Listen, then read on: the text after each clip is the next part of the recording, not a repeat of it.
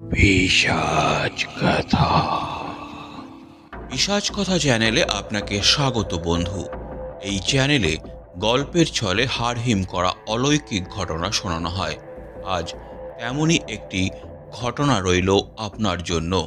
তবে তার আগে আপনি কোথা থেকে শুনছেন কমেন্ট করে জানান, এবং চ্যানেলটি এখনও সাবস্ক্রাইব না করে থাকলে অবশ্যই সাবস্ক্রাইব করুন আর ভিডিওটি শেয়ার করে পরিচিতদের শোনার সুযোগ করে দিন। আসুন তাহলে এবার শুরু করা যাক আজকের কাহিনী। ছোটবেলা থেকে আমার ভূত খোঁজার নেশা। যখনই পোড়োবাড়ির খোঁজ পেয়েছি, যেটা ভূতেদের আস্তানা, সব কাজ ফেলে সেখানে গিয়ে হাজির হয়েছি। গুরুজনদের হাজার নিষেধ সত্ত্বেও রাত কাটিয়েছি সেখানে, কিন্তু ভূতের সন্ধান পাইনি। কতবার যে শ্মশানে ঘুরেছি তার ঠিক ঠিকানা নেই। অমাবস্যার রাতে কুকুর শেয়ালদের আগুন জ্বালা চোখ দেখেছি।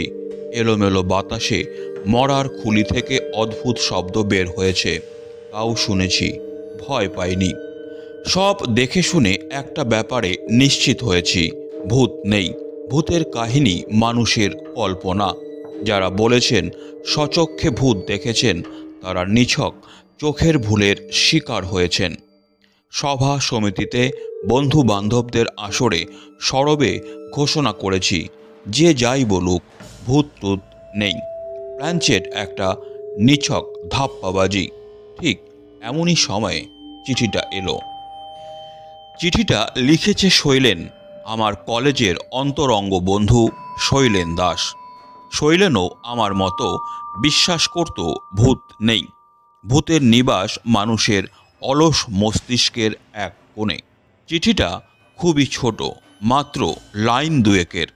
যদি ভূত দেখতে চাও, অবিলম্বে ঘাটশিলায় আমার কাছে চলে এসো, শৈলেন।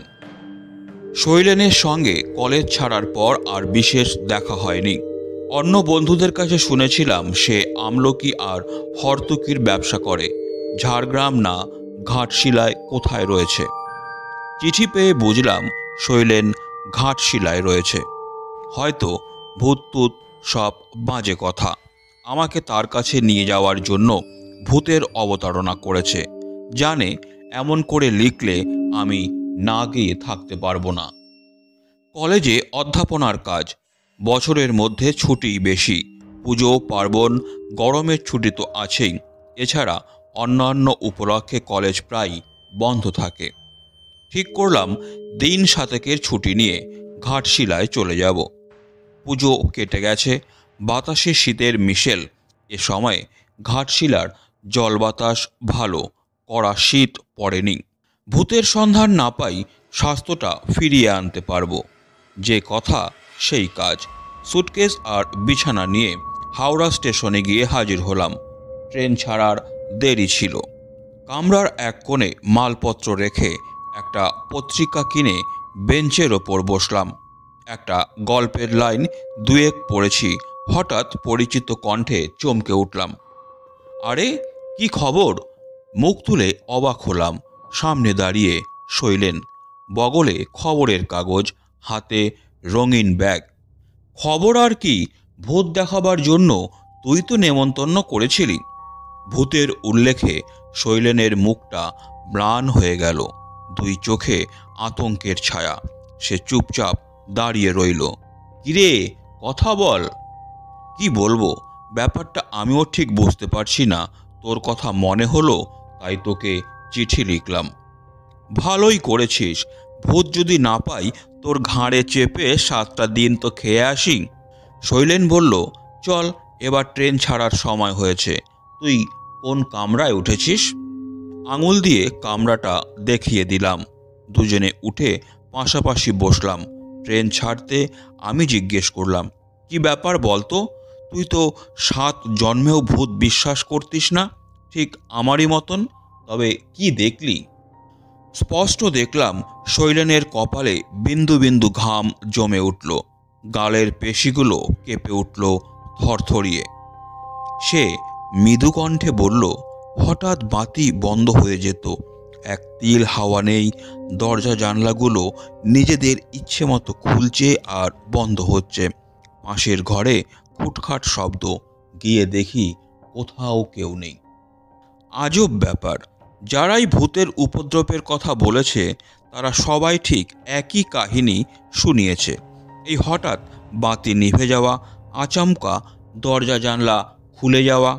সেসব ঘরে রাতের পর রাত কাটিয়েছি, কিন্তু কিছুই দেখতে পাইনি।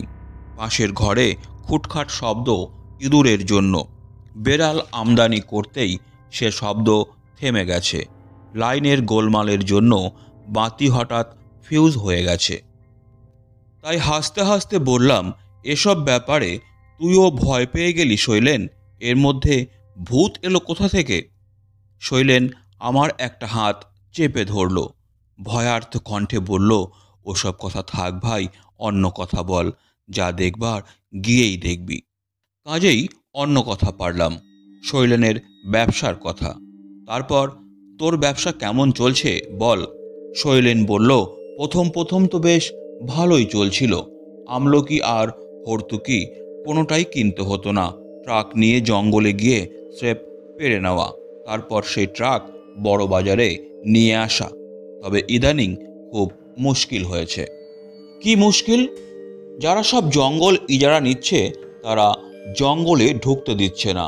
আমলকি হর্তুকি তারাই চালান করছে। কিনতে গেলে এমন দর হাঁকছে যে পোষাচ্ছে না। তাহলে কি করবি? ভাবছি অন্য ব্যবসা করব। কি ব্যবসা ঠিক করিনি, তুই চল, দুজনে বসে ঠিক করা যাবে। তবে ঘাটশিলায় আর নয়। কেন? না ভাই, ঘাটশিলায় আর থাকবো না, মানে থাকতে পারবো না, অন্য কোথাও যেতে হবে। তারপর আর বিশেষ কথা হয়নি।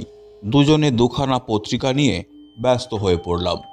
খেয়াল হলো খড়গপুর স্টেশনে আসতে। শৈলেন বলল, তুই বস, আমি খাবারের চেষ্টা দেখি। শৈলেন নেমে যেতে কামরার চারিদিকে নজর দিলাম। ভিড়ে আমার চিরকালের ভয়। এই ভিড়ের ভয়ে বাইরে বের হওয়া প্রায় ছেড়েই দিয়েছি। ঘাটশিলা চলেছি তাই প্রথম শ্রেণীতে। কিন্তু প্রথম শ্রেণী একেবারেই খালি নয়। 4 জনের জায়গায় 6 জন বসেছি। সকলের টিকিট আছে কিনা কে জানে। আজকাল তো টিকিট না করাই রেওয়াজ হয়ে দাঁড়িয়েছে। বাইরের দিকে দৃষ্টি দিলাম। খড়গপুর স্টেশন বদলায়নি। খড়গপুরে এসেছিলাম বছর 5 আগে। খড়গপুরে ঠিক নয়, খড়গপুরে নেমে দীঘা গিয়েছিলাম বাসে। স্বাস্থ্যের কারণে নয়, ভূতের সন্ধানে। কে একজন খবর দিয়েছিল সমুদ্রের ধারে এক পরিত্যক্ত বাড়িতে ভূত থাকে। সন্ধ্যার অন্ধকার নামলেই নানা রঙের আলোর রেখা বাড়ির মধ্যে নাচতে থাকে। বাইরের সমুদ্রের গর্জন সেই সময় নিস্তব্ধ হয়ে যায়।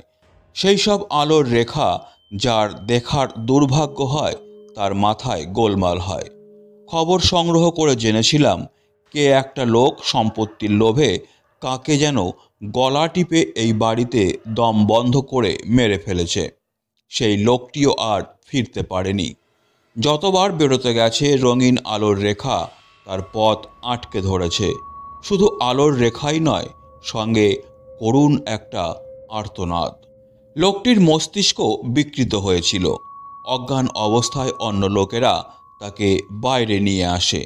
জ্ঞান হলে তার কথাবার্তা শুনে রাঁচির হাসপাতালে পাঠিয়ে দেয়।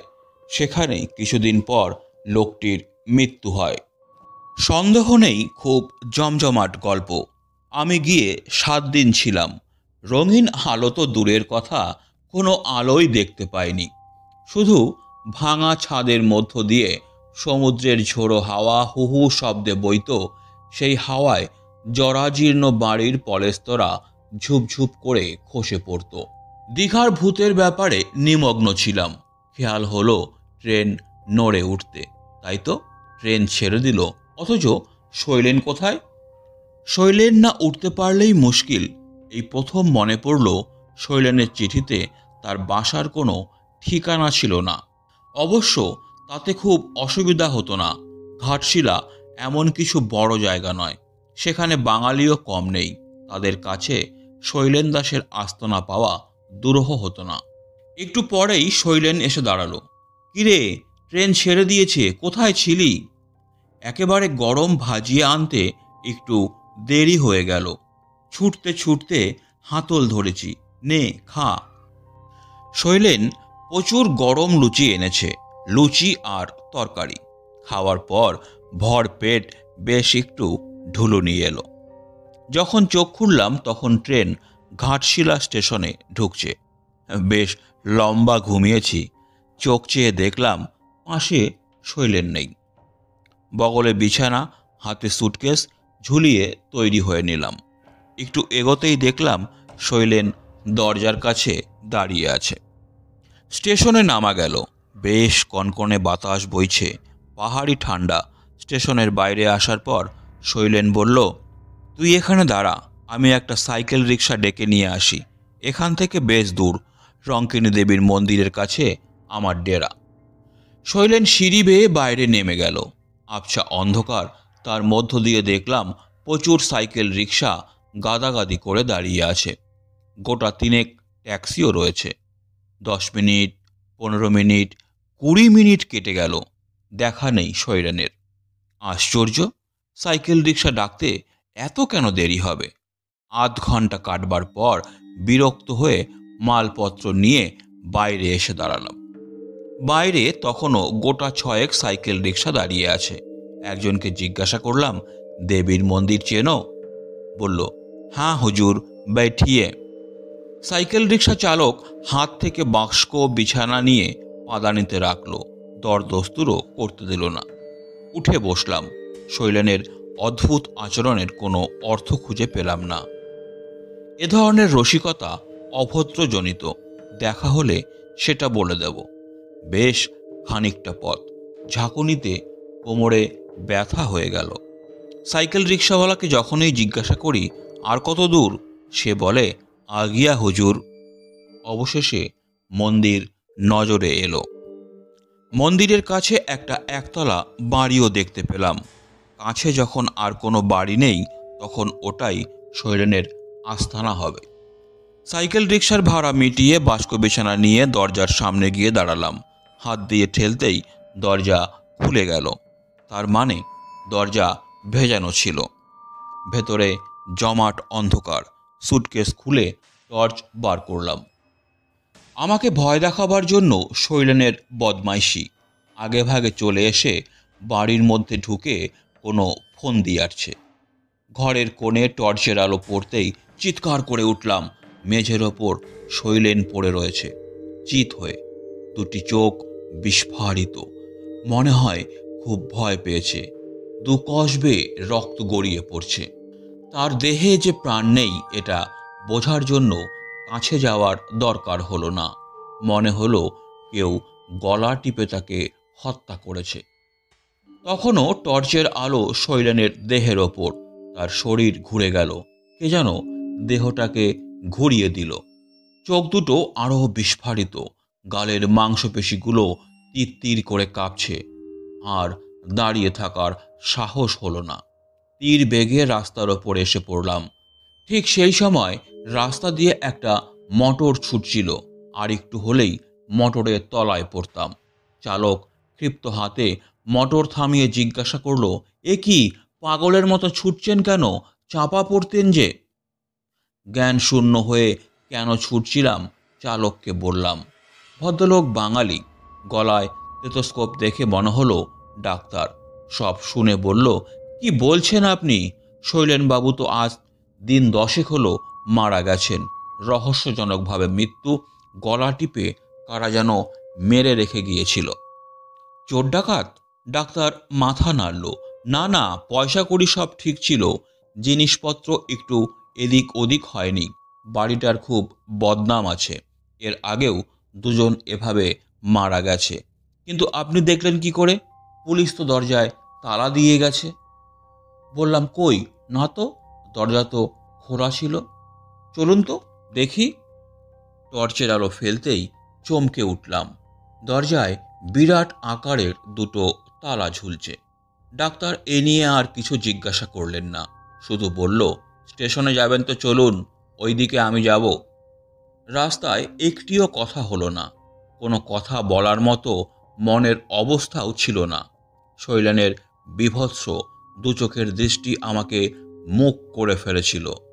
প্ল্যাটফর্মে বেঞ্চের ওপর বসলাম। জানি আমার কথা কেউ বিশ্বাস করবে না। যে লোকটা 10 দিন আগে মারা গেছে সে হাওড়া থেকে ঘাটশিলা পর্যন্ত আমার সঙ্গে এসেছে নিজের মৃতদেহ দেখাবার জন্য। এমন আজগুবি কথা আমার কে বিশ্বাস করবে? দরজায় তালা আটকানো, মৃতদেহ কবে স্থানান্তরিত হয়ে গেছে, অথচ টর্চের আলোয় শৈলেনের বীভৎস রূপ আমি কি করে দেখলাম? ঠান্ডা কনকনে হাওয়া, কানের পাশে মৃদু কণ্ঠ, আমরা আছি, আমরা আছি, অবিশ্বাস করো না।